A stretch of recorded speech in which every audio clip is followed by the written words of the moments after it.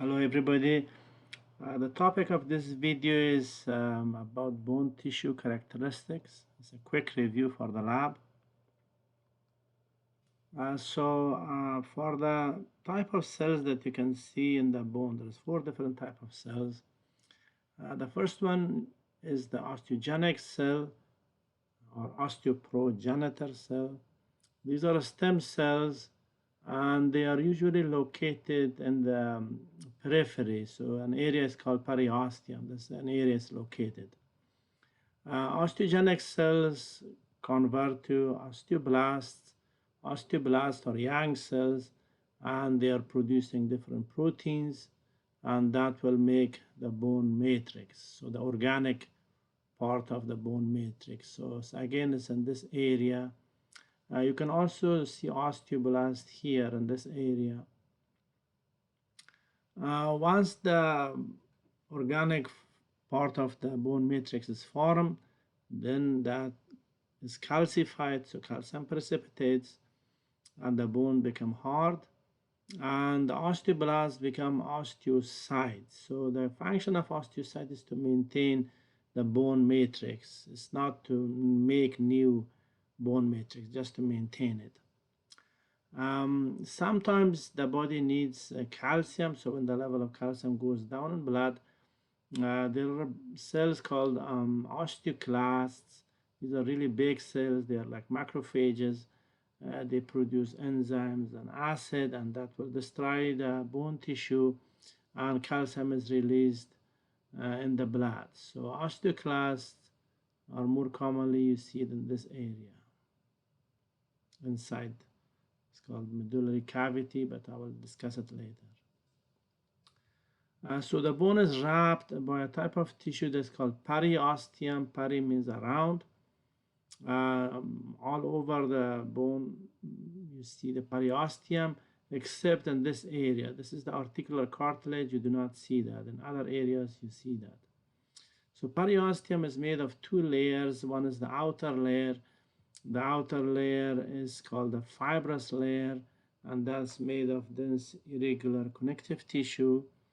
So some of the muscle tissue, connective tissue that surrounding the muscles, and the tendon itself is also connected to the fibrous layer of the periosteum. The fibrous layer also connects to the bone itself, and these are fibers. These are called Sharpie's fiber or perforating fibers. So once again, the fibrous layer connecting to the connective tissue that wraps around the muscles, connects to the tendons, and also connects to directly with the bone tissue itself. The inner layer is called cellular layer because this layer contains stem cells and osteoblasts, so new bones are formed from this layer.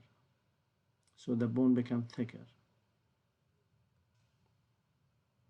Endosteum, so you see endosteum in 3 different areas. One area is called trabeculae, and this is in the spongy bone, so you can see it like this, and I have other examples in a different part of this video. I will show it to you. Central canal, this is the central canal, this is the central canal,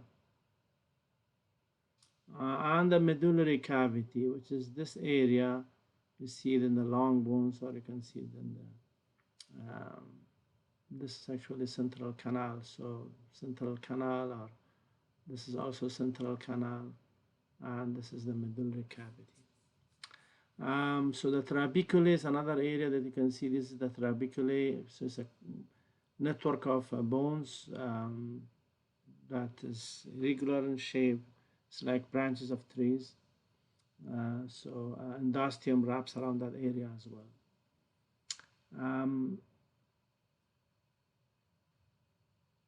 Let's talk about the compact bone structures. So the compact bone is made of layers. Those layers are called lamellae.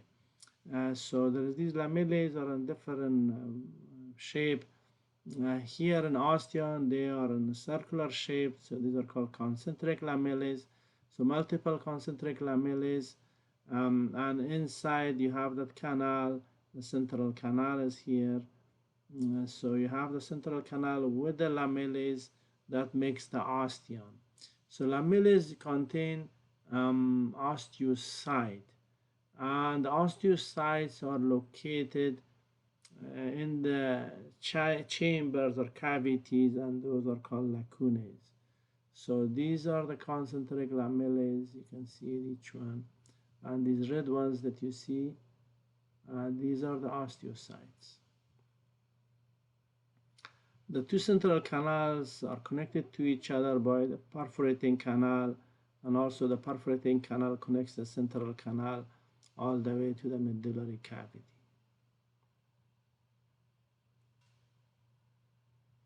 So there's three different type of lamellae are there.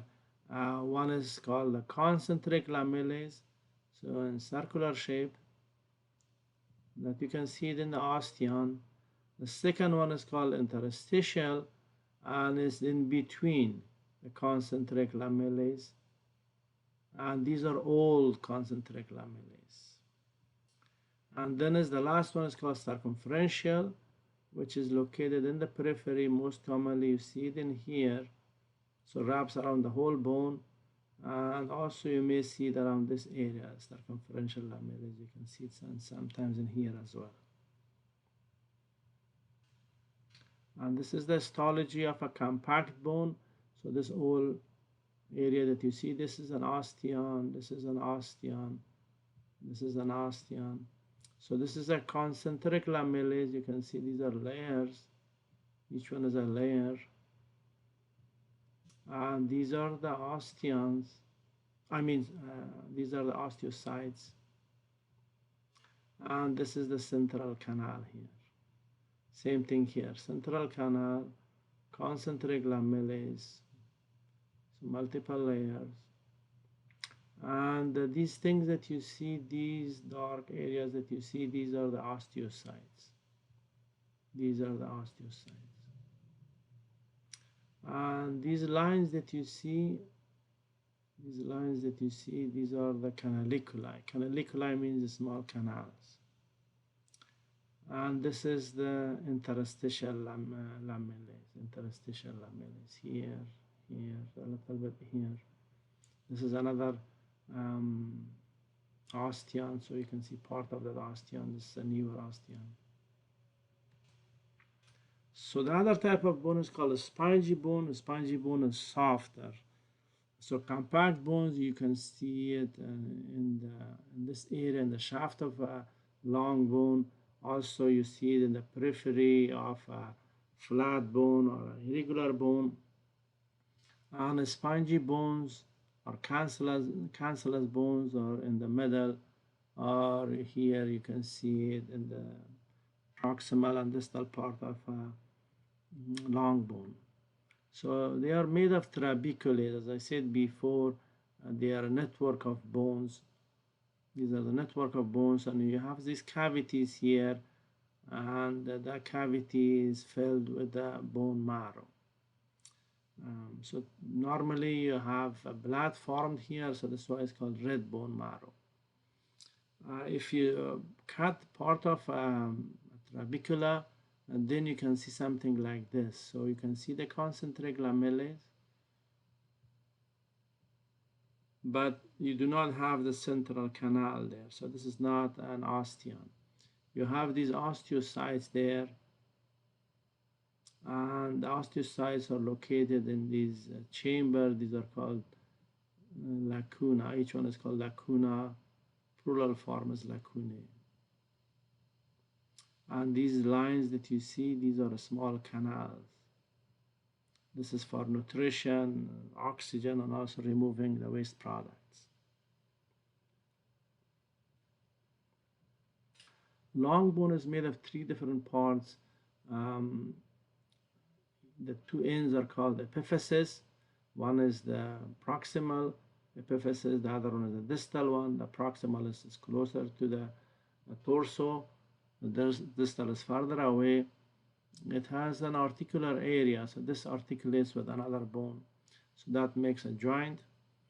And then you have the shaft or the diaphysis, which is the biggest part of a long bone, and between epiphysis and diaphysis you have another area that's called metaphysis.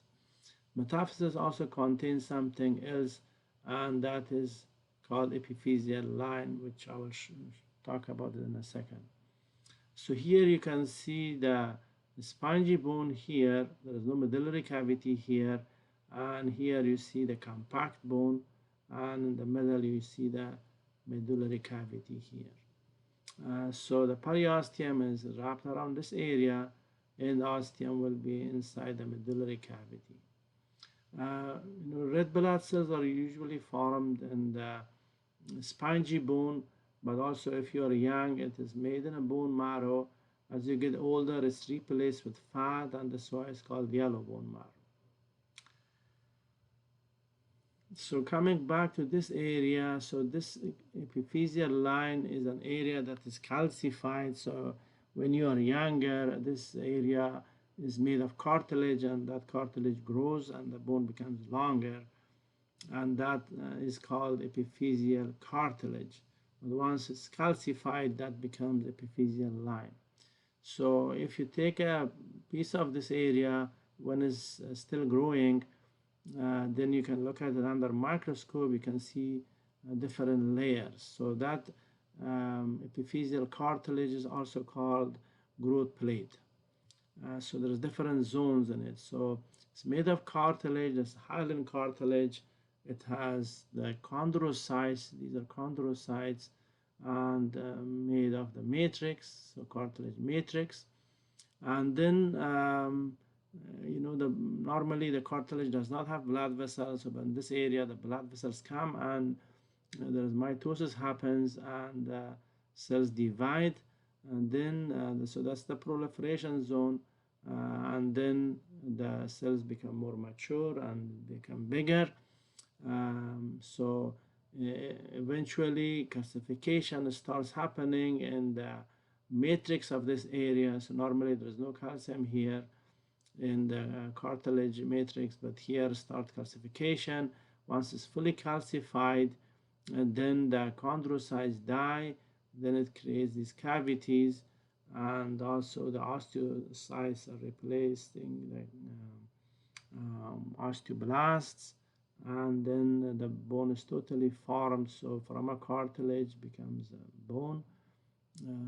So cell death here is talking about the chondrocytes that are dying. So as long as you are young, this area develops, but once you get older and during late puberties, the hormones affecting this area, and this whole area become calcified, and then the bones will not grow any longer.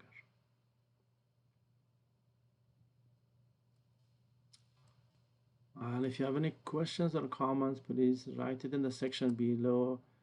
If you like this content of this video, please subscribe, because I will make more videos. And thank you for watching, and see you next time.